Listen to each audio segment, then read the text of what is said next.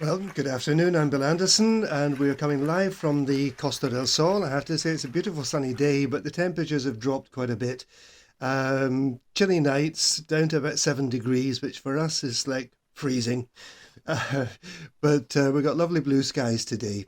I am delighted to introduce my guest for today, Ali Meehan. Ali, welcome. Hello, Ali. You're still connected, but I think we seem to have. We just lost the connection there. Ali's going to be joining us in just a moment, and I think she's back. I'm back. Yeah, You're back, sorry. Ali. Listen, I had just a moment of panic there. We were doing a live stream last night from an outside source, and it was an absolute disaster with the technology, with the internet connection. I had a cable that was dodgy, and so I was just panicking a little bit. Ali, welcome. Thank you, Bill, and thank you for having me on the show. I'm very excited. Oh, I'm really looking forward to talking to you about this, Ali. First of all, well, I'm going to say we're going to be talking about your group Costa Women, but first of all, let's talk about Ali Mian. Ali, where are you from originally? I'm originally from the UK, but I always introduce myself as a serial expat because I've lived in various countries around Right. the world, Uh, fortunately. Yeah. where is your accent from? Because I can't really pick it up Okay, particularly. so I'm originally from Kent. All right. Um, yeah, down on the south coast. Yeah. But you've been round and about quite a bit in different countries and doing different things, yeah. I have, yeah, yeah. I'm very much trying to be more of an impat, so an integrated expat rather than a foreigner. Yeah, Yeah, there's been a lot of debates, hasn't there, down here, particularly about the term expat, and for something like this radio show, I think it kind of it does what it says on the label. It's for people who are living abroad, and I think that's a great thing. But yeah, some people don't really like the term expat because I think it kind of makes us think that we're a bit special or something, or a bit different from other immigrants to countries. yeah, and we are fortunate to be able to live in other countries, aren't we? And enjoy, particularly Spain. Having lived in various countries, I feel very fortunate to have Spain as my home now. Yeah, so what brought you down to the Costa del Sol, Ali, and how long have you been here? Okay, so I moved to Spain, not ever thinking that I would live in Spain because I met the man who's now my husband. He Right, was already living here.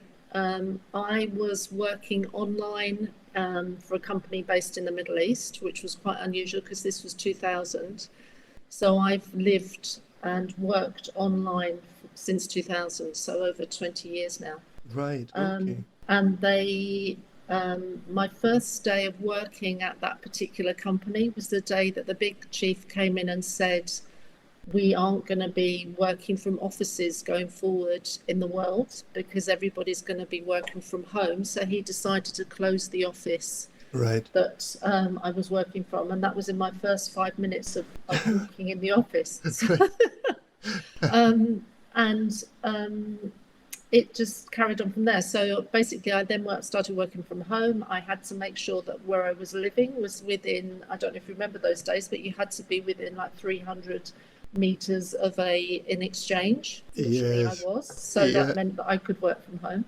And we had that awful whining noise that you used to get when you connected your computers. I don't know if you remember that.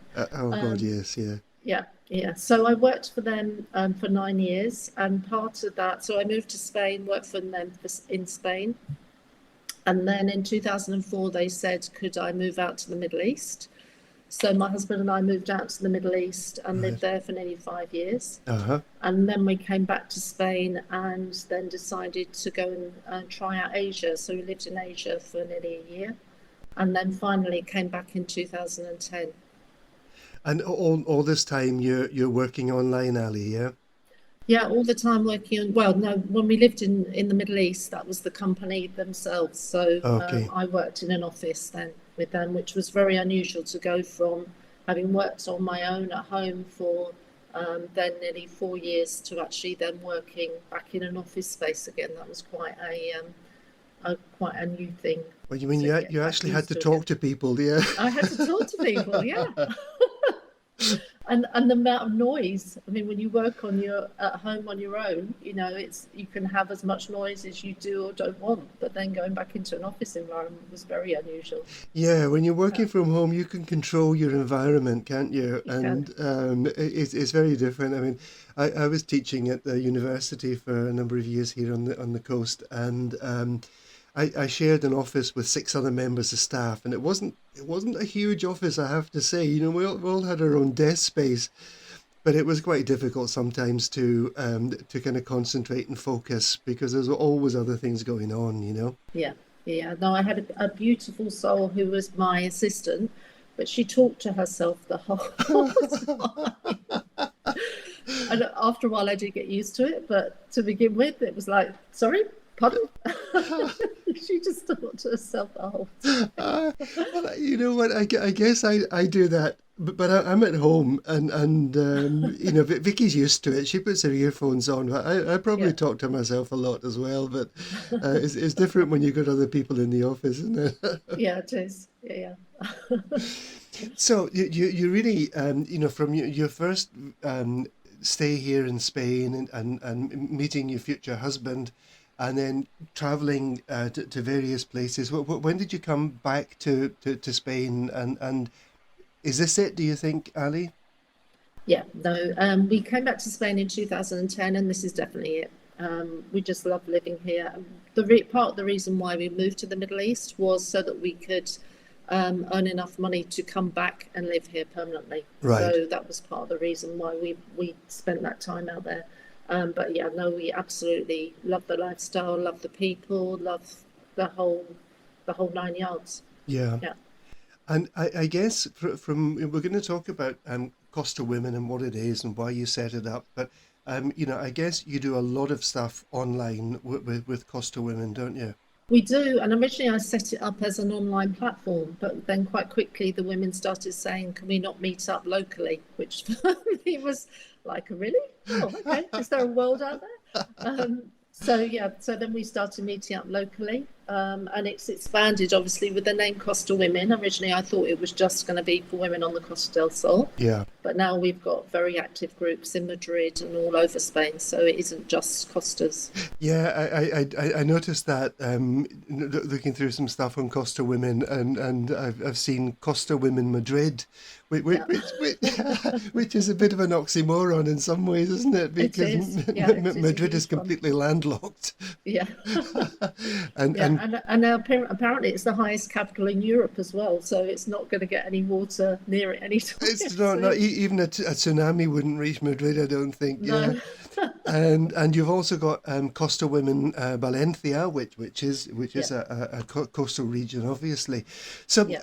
Ali, tell us first of all why you set up or why you wanted to set up this platform.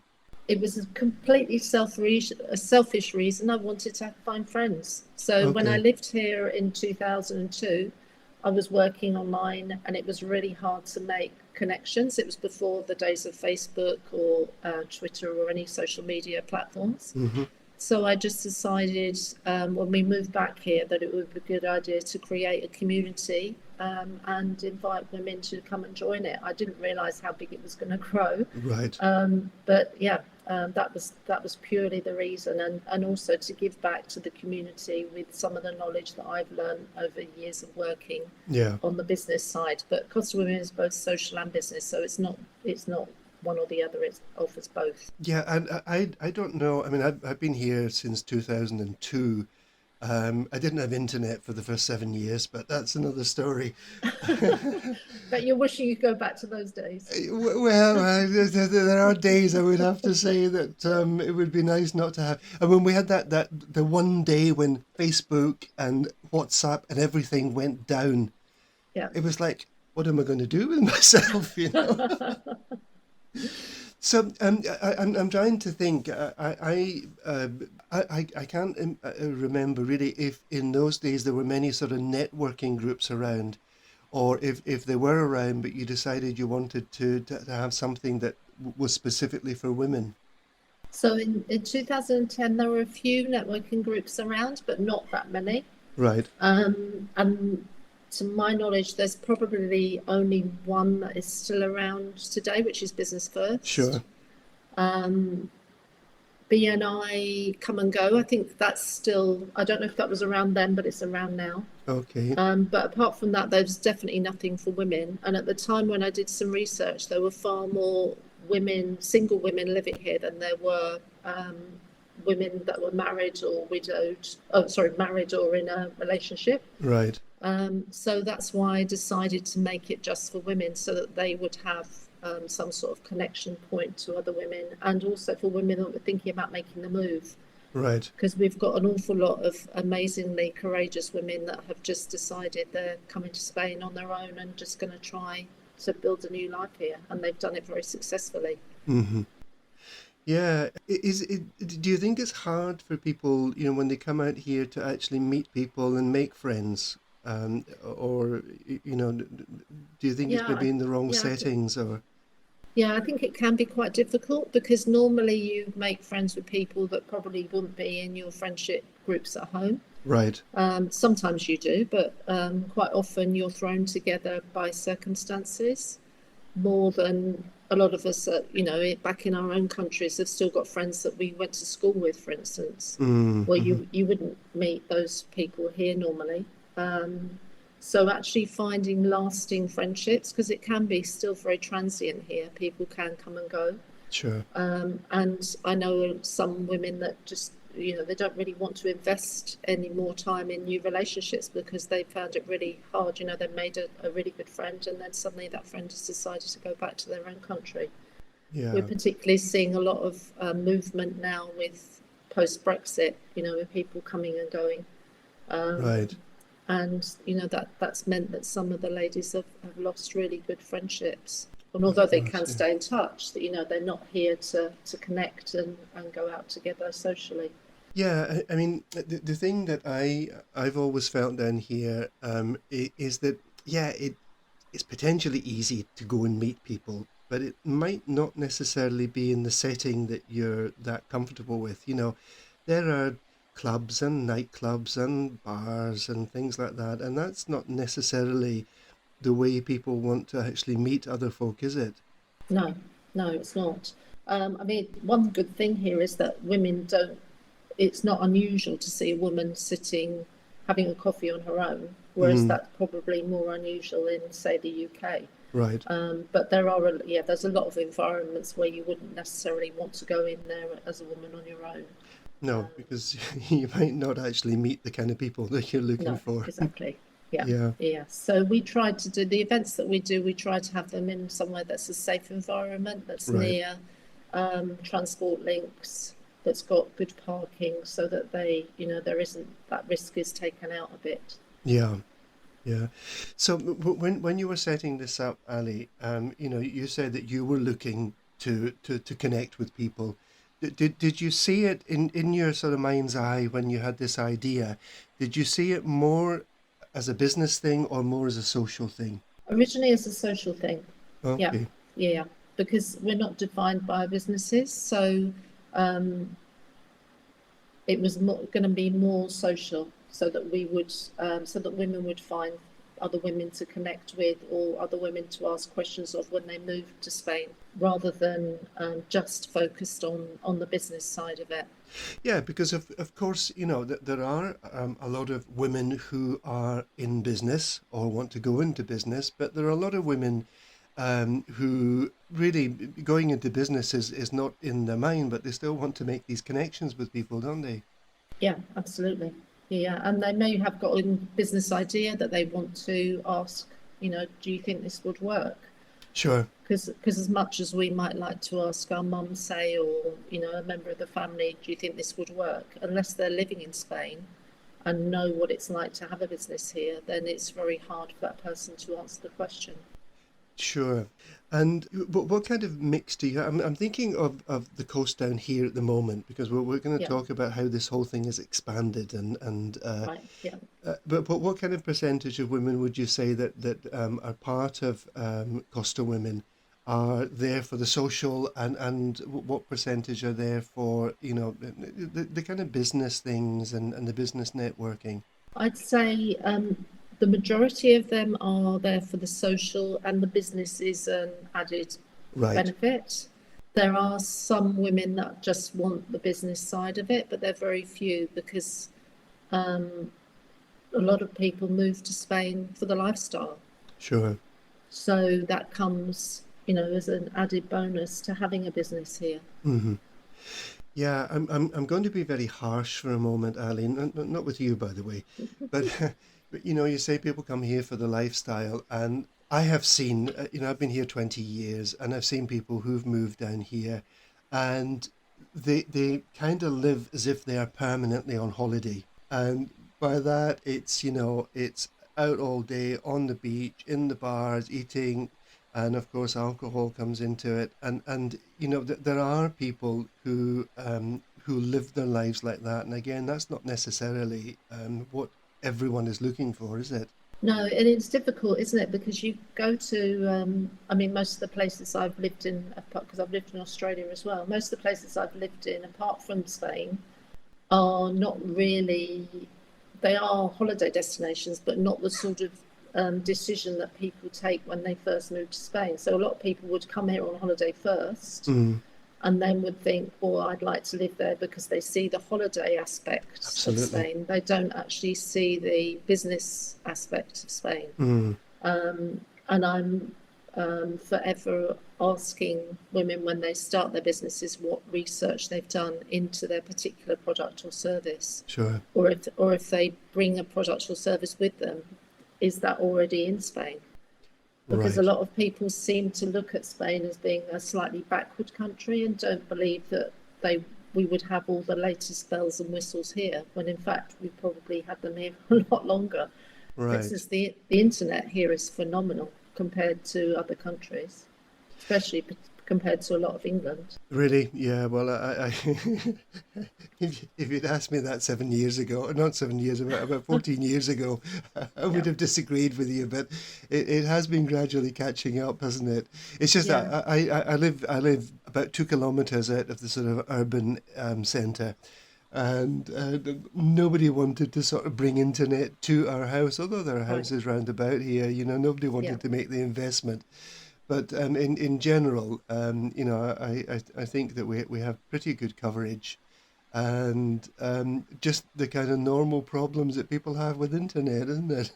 yeah, yeah, yeah. And I think if you work online, you have to choose to live somewhere that has good internet. You know, if you're depending on the internet for your business on a day-to-day level, then that there isn't, you don't really have that choice to say, well, I want to live in the campo, and then Right. discover that there's no internet there, because Yeah, there I are know. parts where there isn't internet. Yeah. When I moved here in 2002, I was in the middle of Fengarola, and the internet, I think my husband was about the 10th person to have it to his house, Right. but it was really good service, Hmm. um, even in those days. But yeah, it's a lifestyle choice thing. Right. Ali, we're going to take a short break, and we had to have this song, given that we're talking about Costa Women, and it's going back a bit, but you're probably not old enough to remember Helen Reddy. You're listening to Expat Radio, your worldwide friend. Welcome back. I'm Bill Anderson. We're coming live from the Costa del Sol, and my guest today is Ali Meehan, who is the founder of Costa Women. And we've been talking about why she set it up, primarily as a sort of social platform, but how it moved into being, a mixture of social and business. Ali, how many members do you have at the moment in Costa Women? Well, since we started, 12,100, Wow, so quite a few. quite a few. Yeah. And how many of these would be down, roughly down on the Costa del Sol? Do you have that kind of number? Yeah, if we stretch from as far as Gibraltar and through to say the Axarquia, Right. probably I'd say 50% of them are around this area. Yeah, and for anyone who doesn't know the geography of this part, that covers really a large part of the south coast of Spain, doesn't it? Yeah, yeah, it does. Yeah. Yeah, I mean, we go on to Almeria and keep going up, but yeah, but the right. majority, I'd say 50% of them were on this part. So I guess, Ali, you must be a pretty busy woman because even if you're setting up occasional meetings, you can't obviously do one meeting that covers the whole of the south coast of Spain. I guess you must be pretty busy sort of moving around and getting things set up and meeting with people. I'm fortunate that we've got a great group of hosts. So we've got volunteer hosts that host events all over Spain, not just here on the southern part of Spain. Okay. We're hosting about 20 to 25 events a month. Wow. I said that to somebody the other day, and she said, "No, you must mean a year." And I said, "No, I mean a month." And I couldn't do it without the fabulous hosts that we've got. So thank you to all of them. Yeah, and I don't do this as a full-time job either. So I've got Right. other projects that I work on, not just Costa Women. So you've got a day job as well then. I've got a day job as well. Yeah, Right. yeah. Yeah, and really, I suppose when you set it up, you couldn't really have imagined that it would have taken off to the level that it has. No, I had no idea. When I started it, my husband said, "You've either created something very beautiful or a monster." Um, And because have you you decided just which one it is yet? some days it's a monster, but the majority of the time it's something amazing. Yeah, when you meet women we've had women come to our networking events, the social events, who have decided that they were going to move back to the UK, and then when they joined Costa Women, it gave them the friendships that they were missing, and they've decided to stay.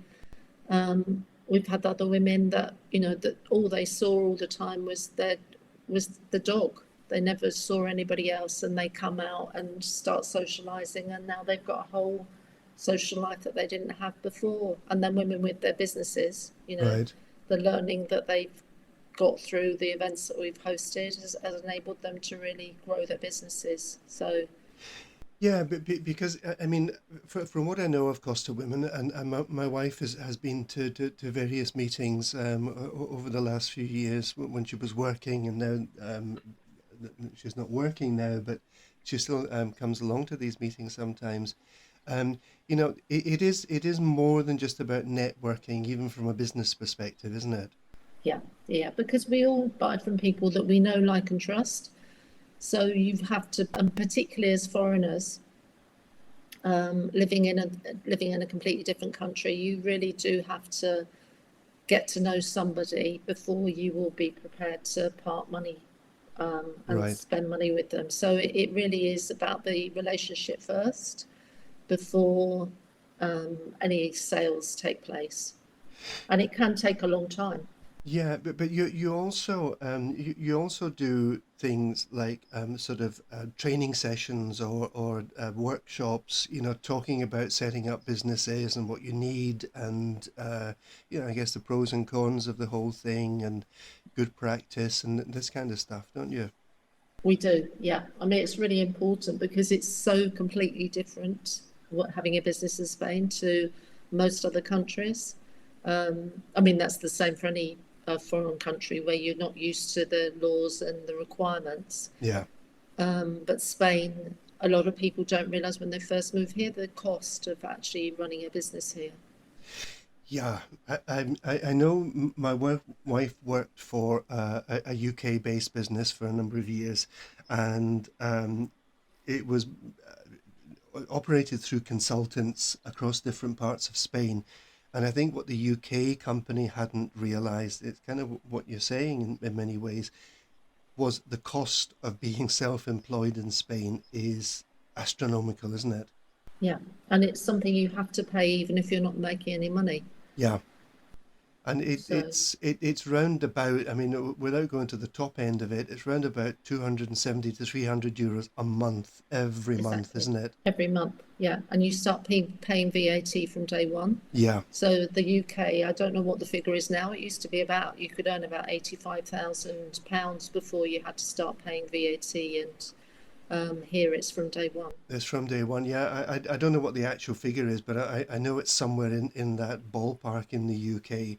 And that makes it possible for some people to set up a new business, doesn't it? Because, they can produce their goods cheaper, sell them on cheaper, get the business started.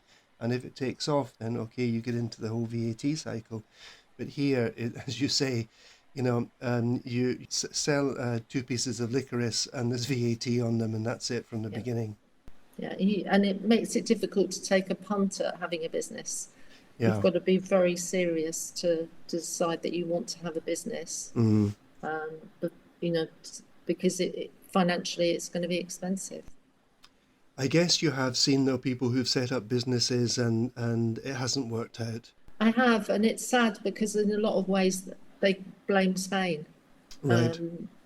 which it's not Spain's fault. I mean, Mm. I always say it's not wrong, it just is. And we have to accept that this is the way, if we want to live this lifestyle, if we want to live in this beautiful place, if we want to have the life that we have chosen, Mm. there are costs to it. Yeah, Um, it is just the way it is, isn't it? mm, And yeah, we can blame Spain, but we choose to come here, and if we don't do our homework first, we can't really yeah, blame Spain for that. no, no.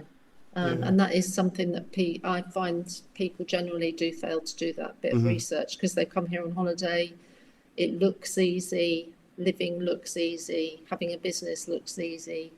And then they arrive and suddenly it's not as easy as they thought it was. Yeah. Is it a bureaucratic thing, do you think, Ali, or is it just that people don't have the right kind of business plan in their head? I I think it's down to research every time. Mm.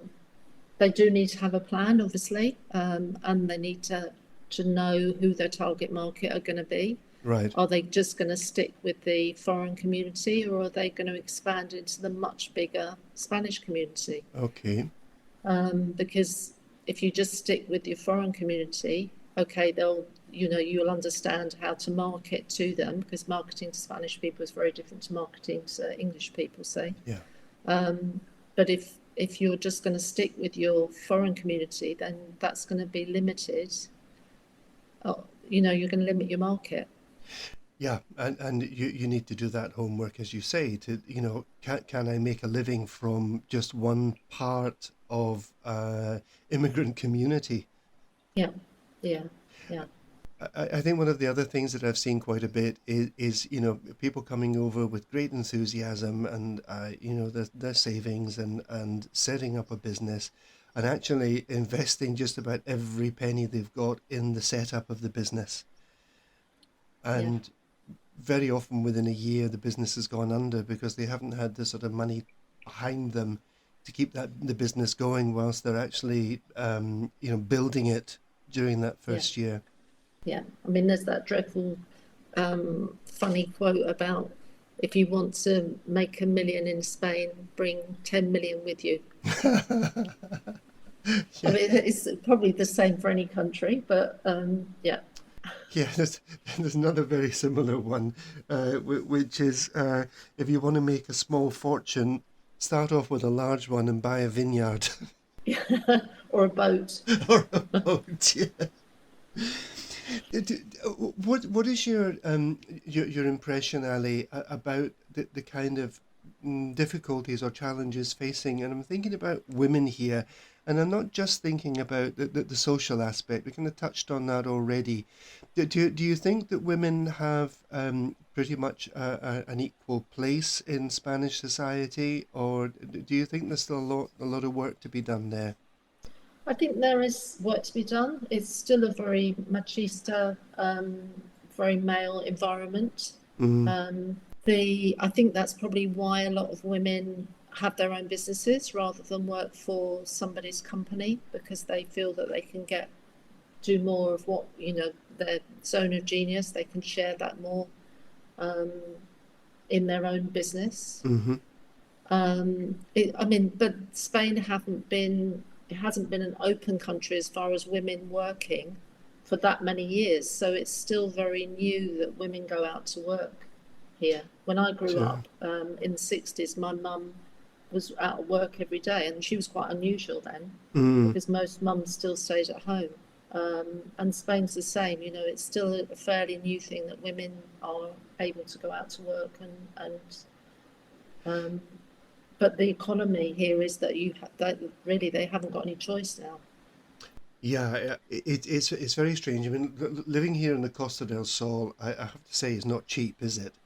No, And things like rental or even, I mean, purchasing, in some places you're paying $250,000 for a one-bedroom apartment somewhere. So, the number of families that can live off just one salary, because the salaries, people still have this €1,000 thing stuck in their head, don't they? yeah, yeah, yeah, And you take €800 for a rental, you can't live off €200 a month, not no, down here. no, So yeah, I mean, even well, Vicky is Spanish, and I mean, just going back 2 generations to her parents' generation, I mean, her mum didn't drive a car. She did work because they were in Australia for a number of years, and she got to work over there. But yeah, the kind of place of women in Spanish society hasn't always sort of been open to women getting really involved in the business world, has it? no, no. And I've got a friend who she moved here probably in the 80s or 90s Mm, and went to purchase a car. She was a single woman and right. was told by the garage, your husband has to come to purchase the car with you. And she said, I don't have a husband. So he said, we can't sell you the car then. My God. So, and that's not really that long ago. Right. And when you look at how long the kind of push to get women back involved in the work world has taken in the UK, Yeah, was working all through this in the 1980s and the 1990s, and very big push going back. I was going to say 20 years, but the 1980s are 40 years ago, aren't they? But yeah, I mean, 40 years ago, there was very hard push to allow women to get back into the workforce. And what you're saying here is that 40 years ago, women couldn't buy a car without their no, husband's permission. yeah, yeah. So it will take its time. Hopefully it is changing. And I think economically it has to change because there's no choice. Yeah, yeah. In general, Ali, do you think, and again, I'm putting you on the spot a little bit. Do you think women have a harder time here than, let's just say, in the UK? No, I wouldn't say. I'd say it's about equal. Really? And I think it, sometimes it can be down to us that make it a hard choice. Mm, Not all the time, obviously, but sometimes it can be down to our mindset right. as to whether we keep battling through. Women can be very unconfident in their skills, Mm, and we've got some women in Costa Women that they're fabulously skilled, but they just don't appreciate how clever they are or what they can do. yeah. And that would be the case in whatever environment you lived in. It's down to us to start believing in ourselves. Yeah, but because again, you can't blame Spain for that No, because women come from all other places and bring that lack of self-confidence with them, don't they? yeah, yeah. So it's really trying to help them get the confidence and start believing that they can do this. They have got the skills, they've got the knowledge. We just need to provide them with a safe environment for them to launch their business. Right. And what kind of when I say help, it sounds like money. I don't mean that, but what kind of support would Costa Women give to women who want to go down this route? So we do events with teaching and training in them. We have business groups as well, which they can join, and regular speakers come in and talk about different topics around. It's mainly around small businesses, so topics around small businesses. Right. We actively work with CARDE, the association in Andalusia for small businesses. Uh-huh. So we've one of the members works for CARDE, so we pass her contact details on, and they really do help.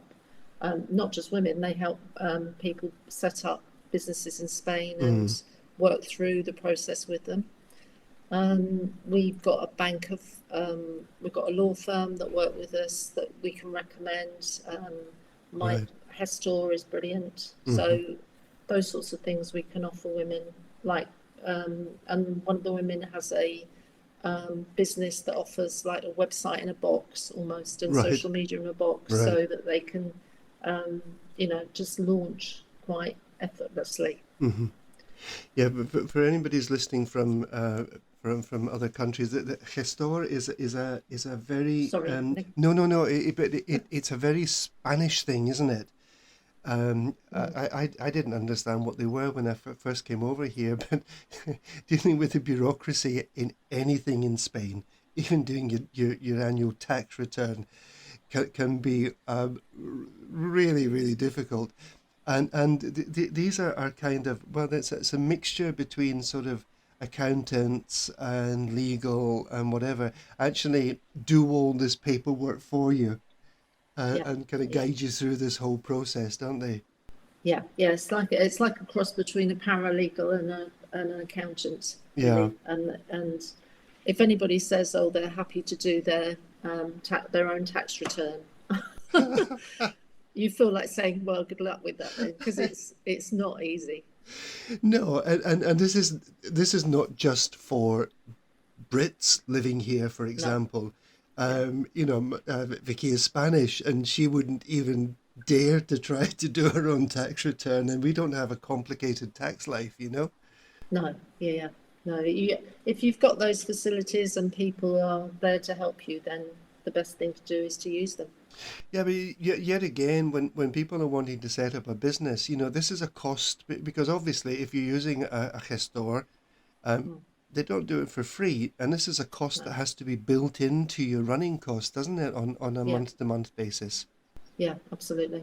Yeah, and that's part of the research again, that you really need to have your expenses put together before you even start. Yeah. Yeah, because I was with a charitable group last night, which are looking at setting up as a registered charity. They raise money for all sorts of good causes, but they're looking at setting up as a registered charity, which obviously costs money. It costs money anywhere when you do that.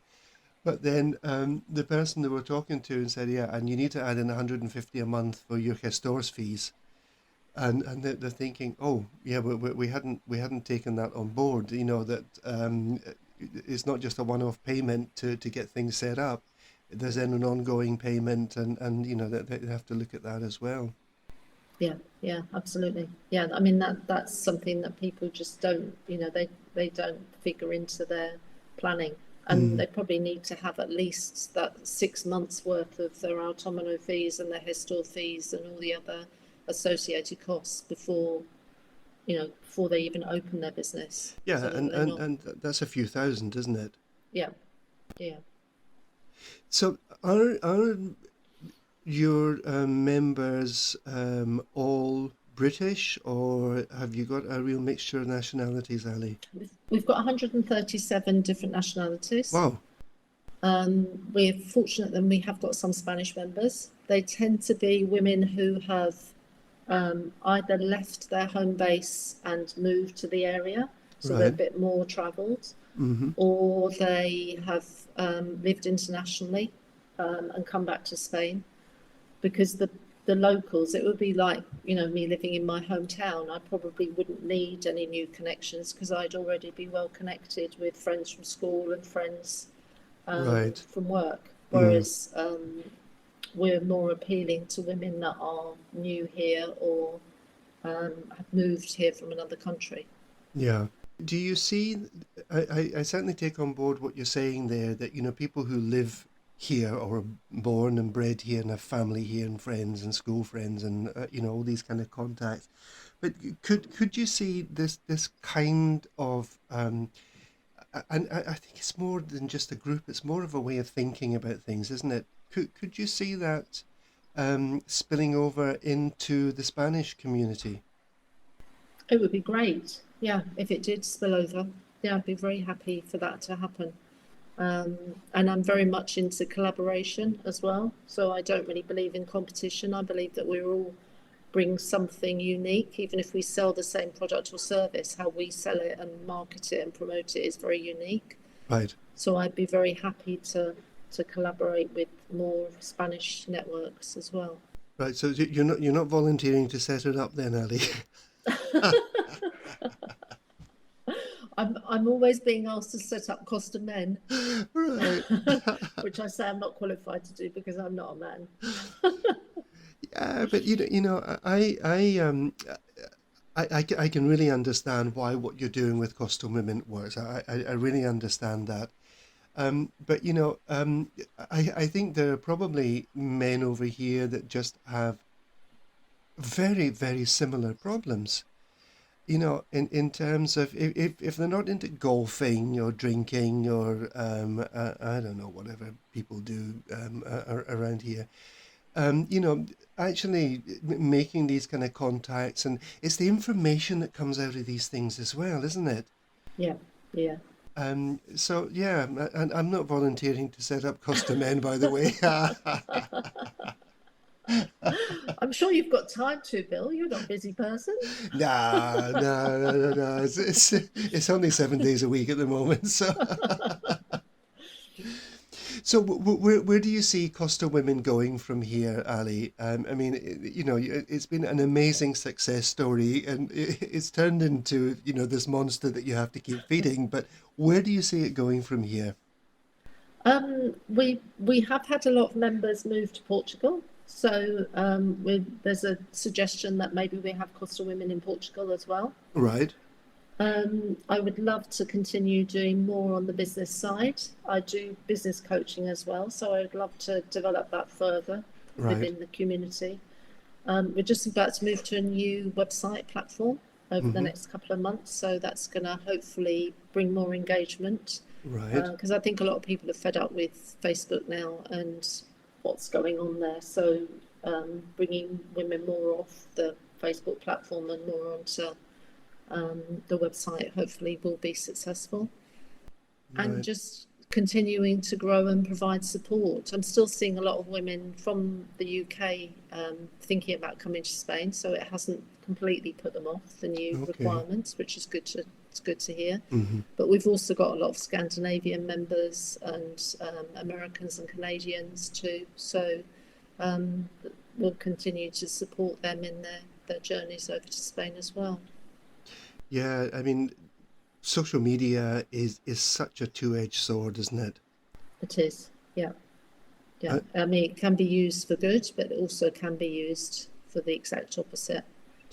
Yeah, but it's becoming even more difficult to manage, Ali, because I'm in contact with a lot of people. They send me either friend requests or, please like my business and things like that. And, when I get up in the morning, it takes me 20 minutes just to read through my feed to see if there's anything that I should be doing, responding to. And there's so much time is taken up actually with useless stuff that that's why I say it's a two-edged sword. It's great for keeping in touch with people. It's great for getting a message out there. But the amount of time it can be a real sort of vacuum that sucks your time up, can't it? Yeah, yeah. I remember working when I worked in the 80s. I worked for a law firm for 17 years, and this was, this was still typewriters, manual typewriters, and it would take days for you to get a letter to somebody that had to respond, and days to get the message back. And the office generally shut at 5, and it did shut at 5, and we got our weekends, and you didn't, you weren't disturbed by anybody.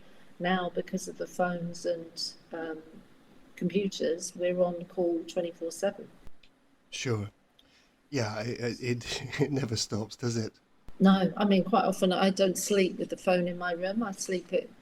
We keep them plugged in the kitchen at night, but quite often I'll get to the phone in the morning and somebody would have rung me at 1 o'clock in the morning, for something, or messaged me at 1 o'clock in the morning, or 5 o'clock in the morning. Absolutely.